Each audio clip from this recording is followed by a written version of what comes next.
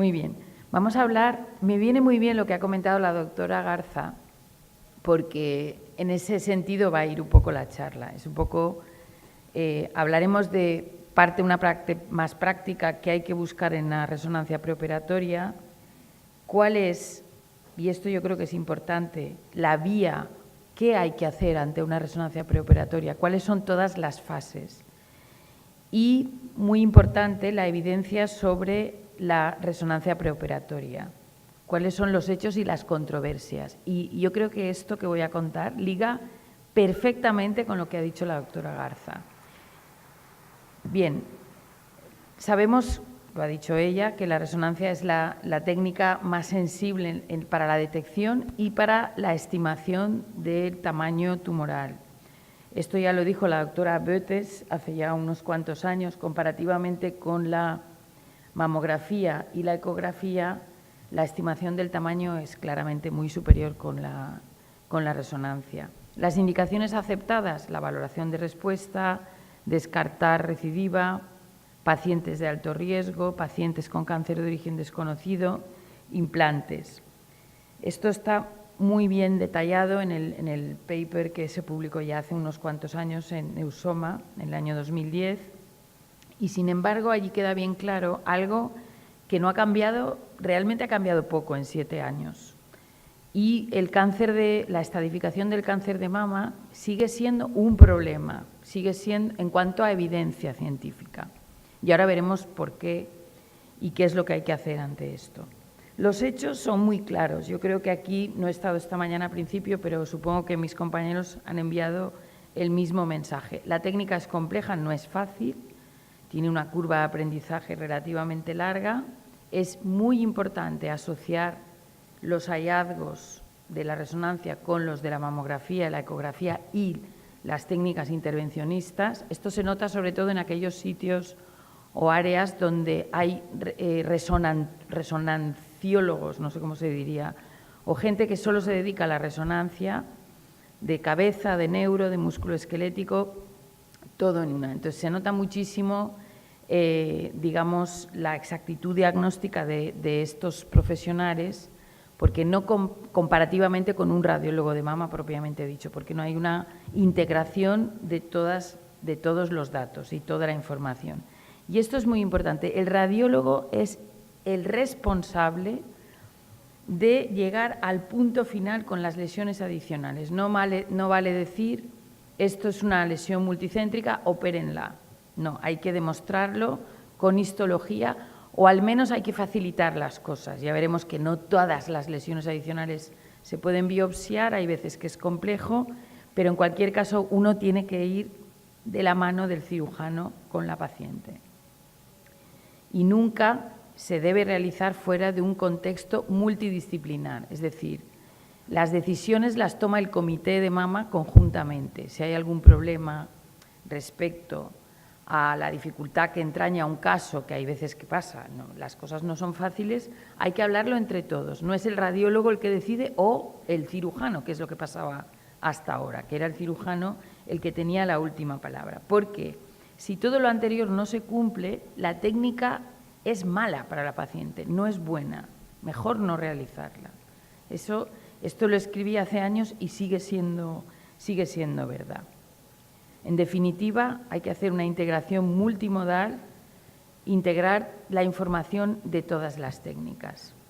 Las guías clínicas actuales favorecen cada vez hay más información pronóstica y predictiva basada en la inmunohistoquimia, basada en los fenotipos moleculares, pero es verdad que la morfología está ahí, la morfología es la que guía la cirugía y la morfología sigue siendo tan importante como hace 50 años. Lo que pasa es que tenemos unas técnicas muy exactas que nos dicen de una manera muy exacta, prácticamente al 100%, lo que está pasando. Y tenemos que saber utilizar esa información. Básicamente lo que dice, esto lo dice el doctor Tibor Todd, hay que caracterizar la lesión o la estadificación de manera que hay que decir el tamaño tumoral, la extensión, la distribución, como han visto con los casos de la doctora Garza, y, por supuesto, la posición del tumor. Es decir, en suma, el mapa quirúrgico perfecto. Los hallazgos, vamos a revisarlos, vamos a ver casos prácticos después. ¿Qué es lo importante? Bueno, pues esto va cambiando con los años. La verdad es que al principio era multicentricidad igual a mastectomía. Pues no, ya no es así. Ya lo ha comentado la doctora Magali. Ahora ya guiamos la cirugía con la resonancia y estamos consiguiendo unas tasas de mastectomía muy, muy aceptables. Es más, hay menos incluso mastectomías de las esperadas. Vamos a revisar. Esto sí que es importante. El doctor Roland Holland es un patólogo que trabajaba hasta hace muy poco en Nijmegen, en Holanda. Yo creo que todos ustedes lo conocen, mucha gente que lleva años en la mama lo conoce. Era el patólogo de la doctora Carla Boetes, que es una de las mejores radiólogas de mama que han habido y habrán, desgraciadamente fallecida hace unos 6 años. Y bueno, él ya hizo unos estudios muy exhaustivos de mastectomías y vio que el porcentaje de tumor el porcentaje de casos con tumores unifocales o adicionales iba un poco variando en función del tamaño índice y también en función de la distancia del tumor índice a las lesiones adicionales. En suma, una cosa que no hace falta aprenderse esta tabla. La multifocalidad es algo muy, muy, muy frecuente. El doctor Tibortot dice que estamos hablando de que un 30 y tantos % de cánceres. Es mucho, es mucho. Tanto es así que en nuestro comité de mama, cuando vemos un caso unifocal, una lesión unifocal, y eso que nosotros, el 40% de nuestras pacientes vienen del cribado, todos aplaudimos, qué bien, porque normalmente son casos muy complejos. Son casos con componente intraductal extenso, etcétera, etcétera.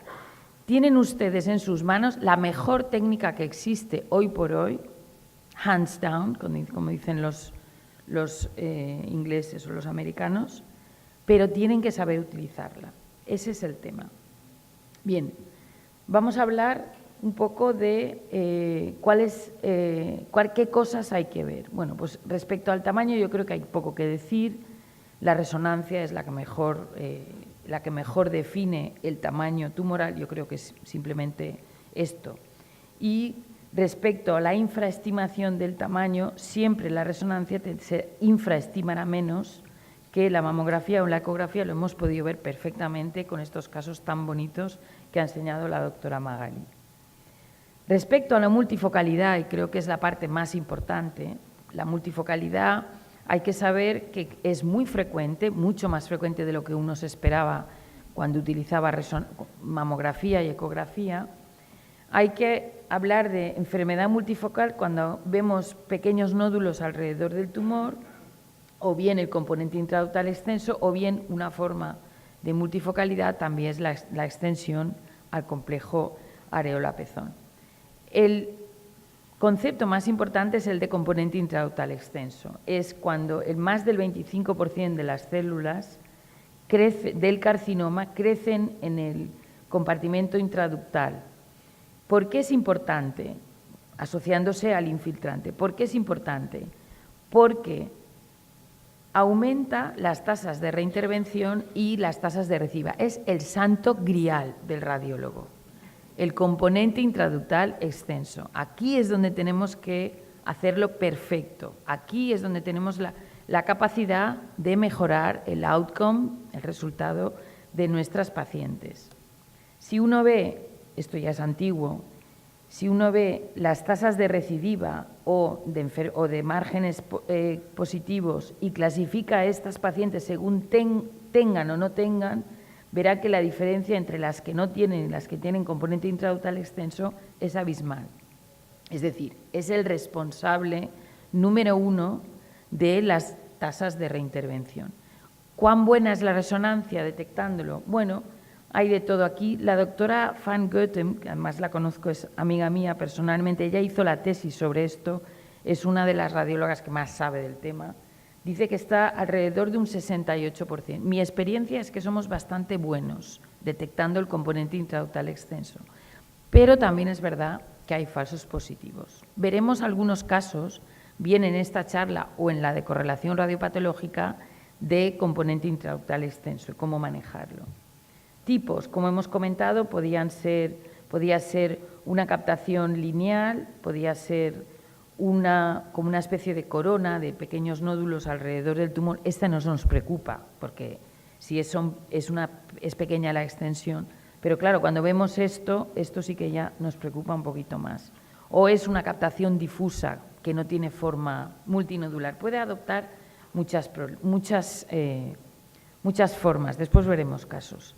En cuanto a la extensión al complejo areola-pezón, bueno, solo decir que es verdad que a veces sí que lo vemos con la ecografía, pero está claro que con la resonancia vamos a ver muchísimo mejor y vamos a caracterizar muchísimo mejor esto. Esto no quiere decir mastectomía. Hoy por hoy los cirujanos con nuestro bracketing, con nuestra cirugía guiada por resonancia, son capaces de hacer a lo mejor cuadrantectomías centrales y llevarse toda la parte del tumor si nosotros se lo sabemos marcar.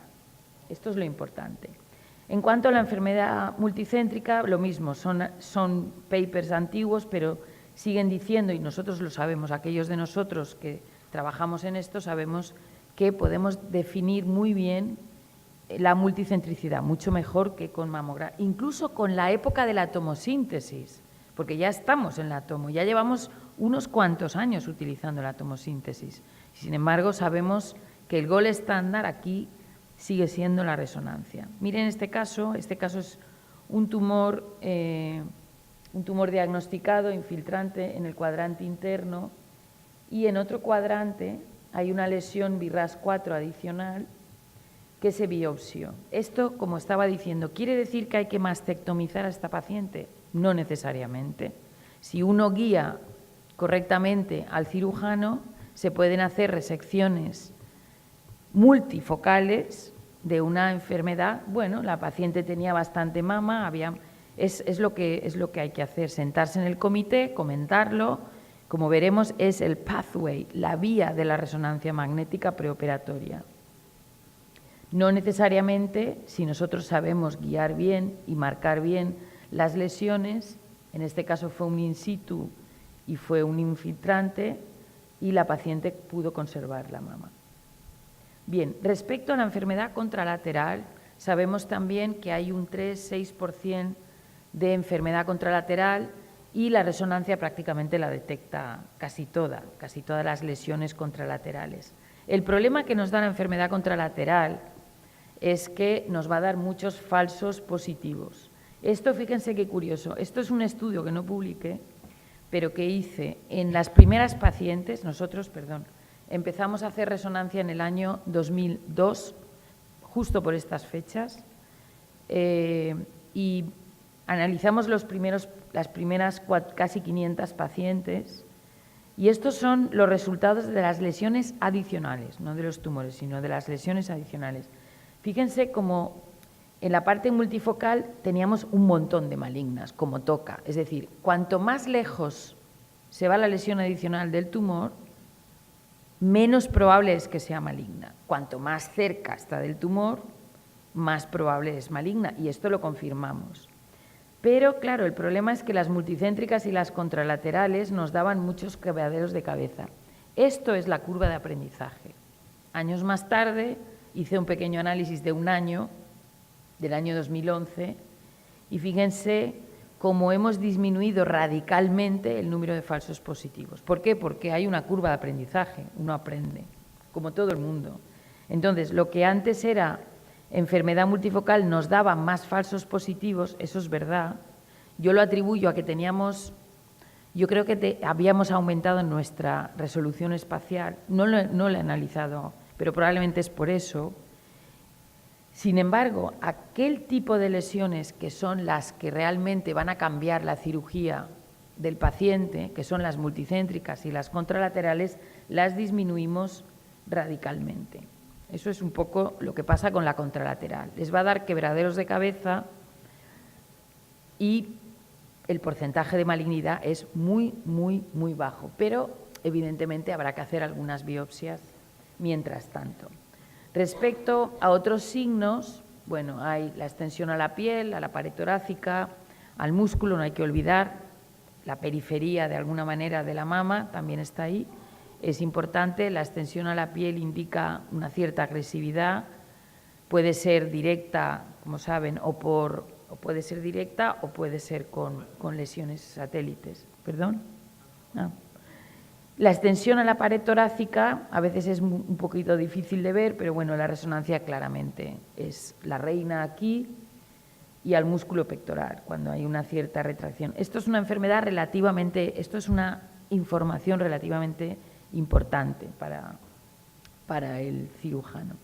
Y ya finalmente, cuando uno pregunta, ¿y los ganglios linfáticos?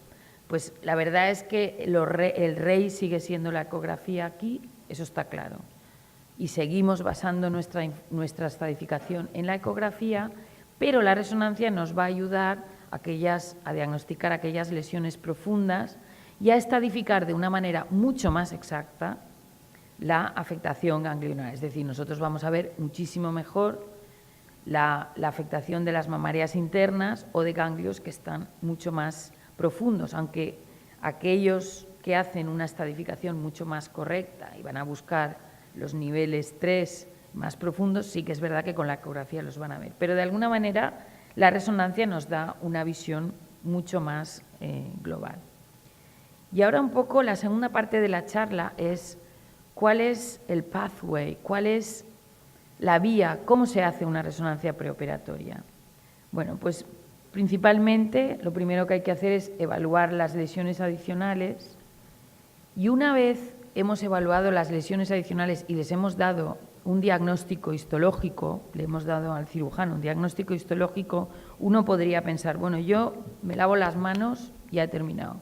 Aquí tienes a tu paciente y a tu estadificación. Pero no es así, porque como dice la doctora Garza, lamentablemente hay que acompañar a la paciente hasta que tenga el patólogo la pieza en la mesa. ¿Por qué? Porque el gol estándar, y eso lo veremos mañana, somos nosotros, queramos o no. Hoy por hoy, el gol estándar lógicamente es la patología, pero nosotros somos los que tenemos una mayor resolución espacial y nosotros utilizaremos nuestro biomarcador de imagen, como veremos en la segunda charla de hoy, de la mejor manera. Y es que nosotros vemos toda la globalidad del tumor y toda la extensión. El patólogo coge pequeños cachitos. Ese es el problema.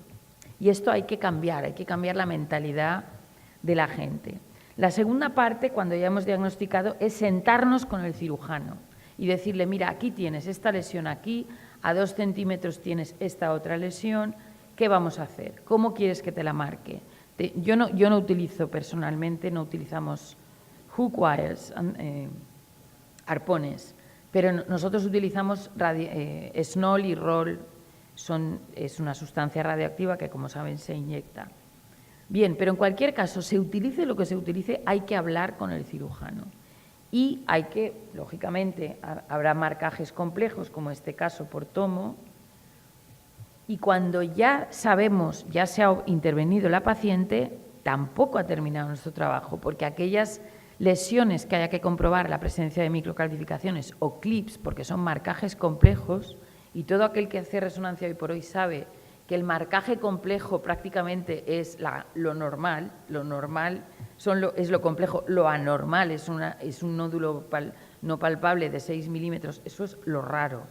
Bien, pues tenemos que también valorar, y por esto nos ayudaremos con tomo, tenemos que valorar si la pieza está correctamente orientada y, por supuesto, si la lesión que queremos está incluida. Y aquí ya, y esto lo hablaremos mañana, viene la traca final, como en Valencia nos gusta la traca, los fuegos artificiales, que es la reunión con el patólogo, es la unión íntima con el patólogo para valorar si efectivamente todo aquel trabajo que hemos hecho inicialmente llega a buen puerto, porque si no, tú puedes decir que el in situ mide 6 centímetros y resulta que mide 2 en las manos del patólogo. Y esto es lo que uno tiene que evitar. Entonces, todo esto realmente es lo que uno tiene que hacer.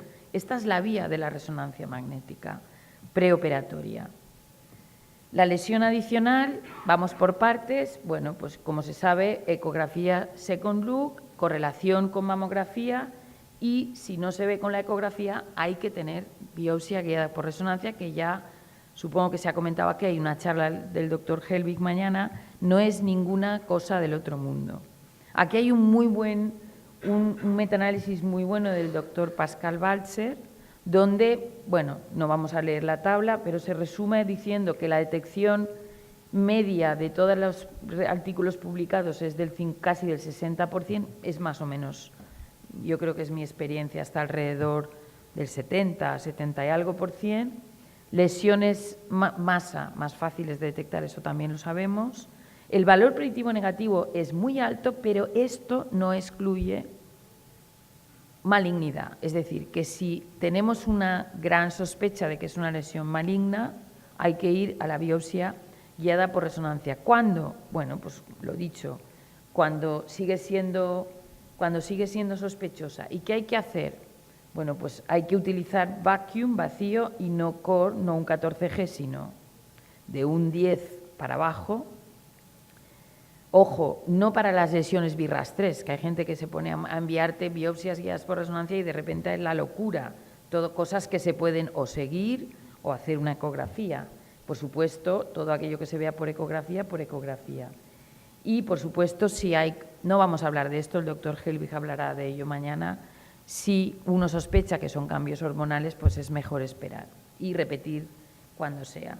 Respecto a lo que decíamos de sentarnos con el cirujano y planificar, simplemente lo importante es decir que todas las lesiones, ¿qué lesiones vamos a marcar? Todas aquellas que supongan un cambio de actitud terapéutica. Es muy importante. ¿Qué hay que hacer? Pues hombre, lo primero, desde luego, estadificar con resonancia. Eso es lo primero. Lo segundo es sentarnos con él. Lo tercero es ver qué es lo que marcamos. ¿Qué métodos tenemos? Voy muy rápido aquí porque esto lo nombro. Tenemos el arpón, tenemos los radioguiados, el Roll-Diesnol y algo que se empieza a utilizar cada vez más, que son las semillas radioactivas. Esto, simplemente decir que la diferencia entre el arpón y los radioguiados es que los radioguiados suelen abarcar más tejido que el arpón, eso es un poco los metaanálisis que hay, pero los dos son igual de buenos. Nosotros, en nuestro caso, utilizamos radioguiados porque nuestro cirujano desde el primer día no quería ir a hablar del arpón. En cuanto a la evaluación intraoperatoria, hay que decir, bueno, pues que hay que tener el mismo idioma, hablar el idioma. Uno tiene que saber qué quieren decir dos clips. En nuestro caso, cada uno tiene su lenguaje, pero el radiólogo tiene que conocer el lenguaje del cirujano. En este caso, cuando la lesión es inferior, 3 significa medial y 2 externo. 1 siempre significa areolar. Cuando la lesión está arriba, pues 2 significa superior y 3 inferior. En fin, simplemente decir. Lo que es muy importante es que cuando hay prevista una valoración intraoperatoria, el radiólogo de turno, cada vez en nuestro caso se encarga uno, tiene que saberse el caso muy bien, porque hay que revisar mamografías, son casos difíciles a veces.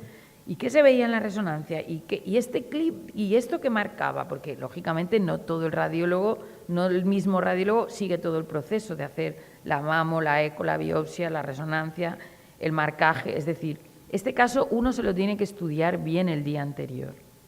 Tiene que valorar si la radiografía es de buena calidad, tiene que valorar los márgenes, por supuesto, y comunicarse inmediatamente. Los métodos, ya lo sabemos, la radiografía...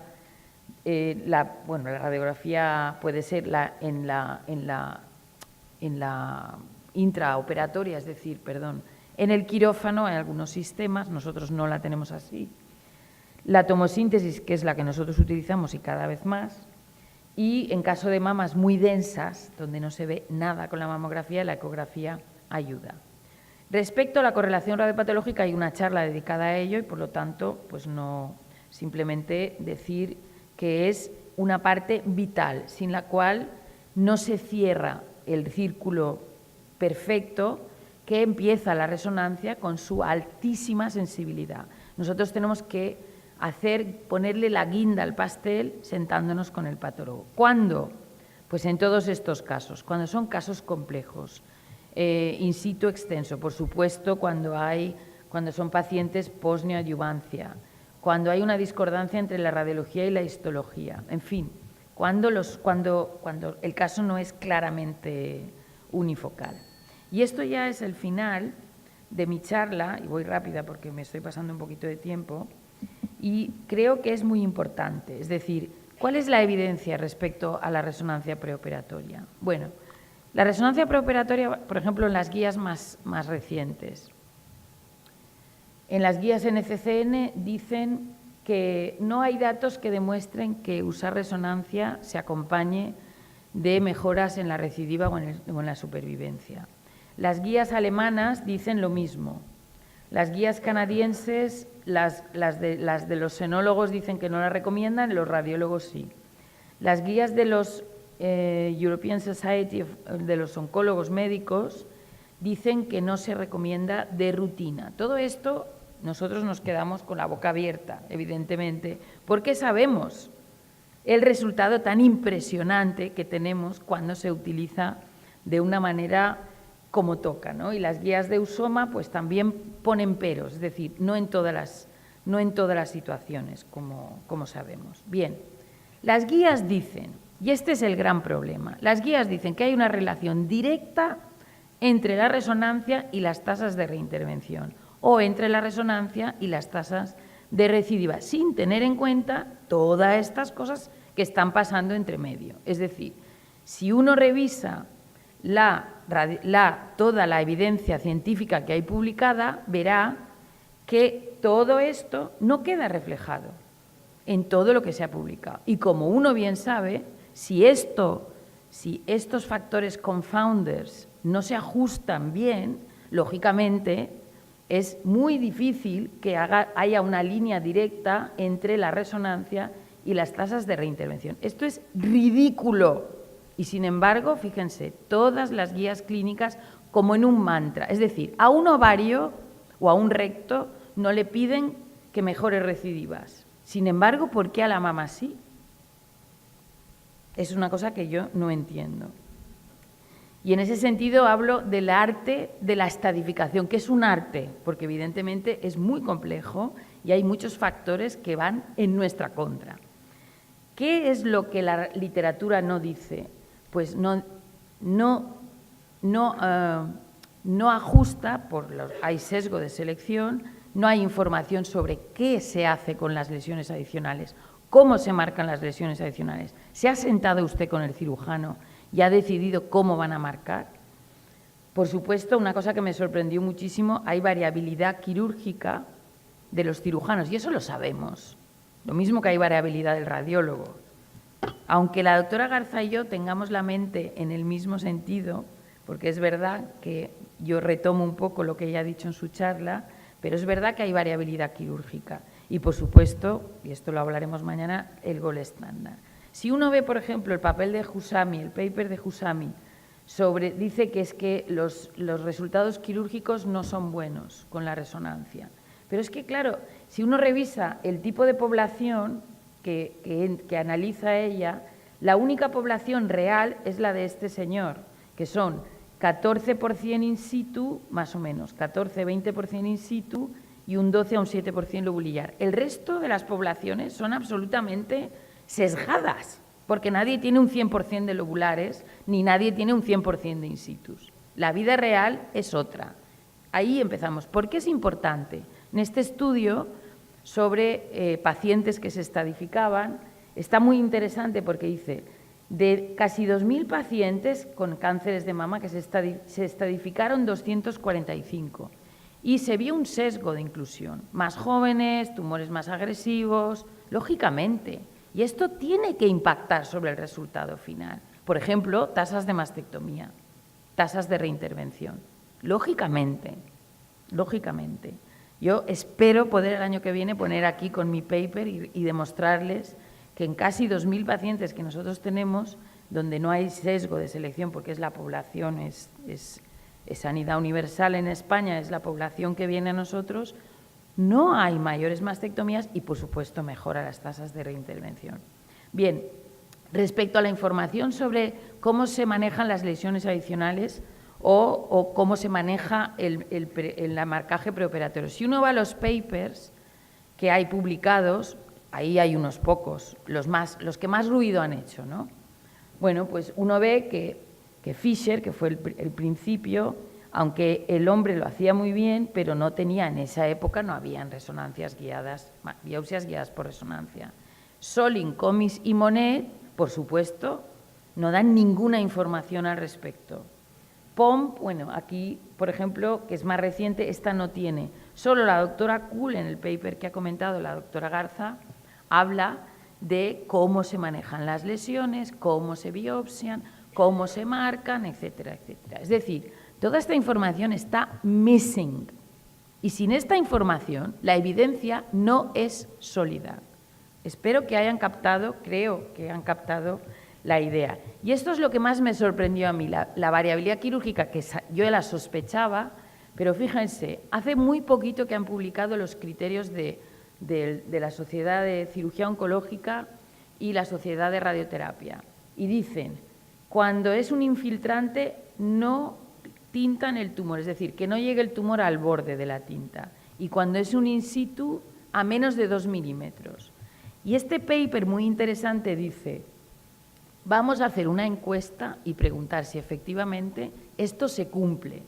Y vieron que todo el mundo está de acuerdo en que hay que reintervenir cuando el tumor toca la tinta y normalmente y generalmente no reintervienen cuando el tumor está cerca pero no toca la tinta. Pero, for more complex scenarios, cuando el escenario es muy complejo, es decir, la vida real, lo que pasa todos los días, cuando hay que tomar decisiones, cada uno hace lo que le viene en gana.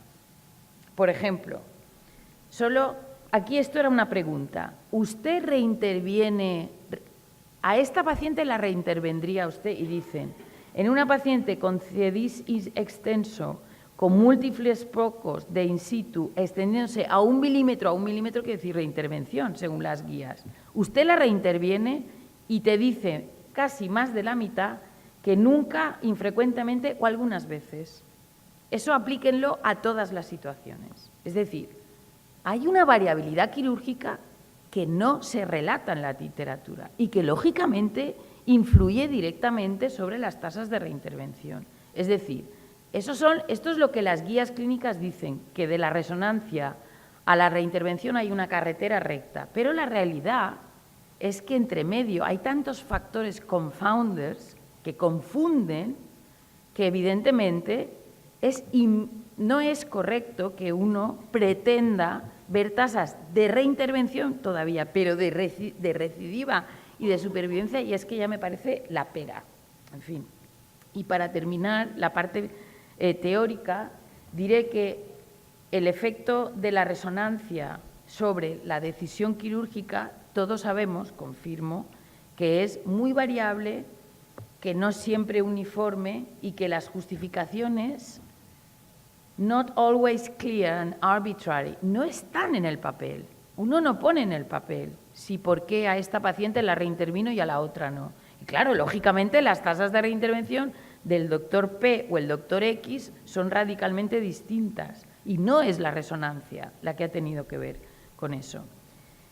La parte, ya lo ha comentado la doctora Garza, el único gold estándar es la del formato grande, large format, la del formato amplio. Esto lo veremos mañana, porque es la única que recoge perfectamente la tridimensionalidad de la distribución tumoral, que es la vida real. Es decir, los tumores son tridimensionales, como el mundo, y lógicamente coger cachitos de aquí, cachitos de allá, no refleja la tridimensionalidad. Ha venido uno que les molesta, y somos nosotros con la resonancia, que vemos perfectamente este componente intraductal extenso, que por supuesto no se ve en la mamografía, y si uno no utiliza Large Format Histology y no ve toda la extensión, pues lógicamente otra cosa, otro confounder. No es que la resonancia no dice exactamente la extensión tumoral, no, perdona, es que no se ha analizado bien esa extensión tumoral desde el punto de vista macroscópico.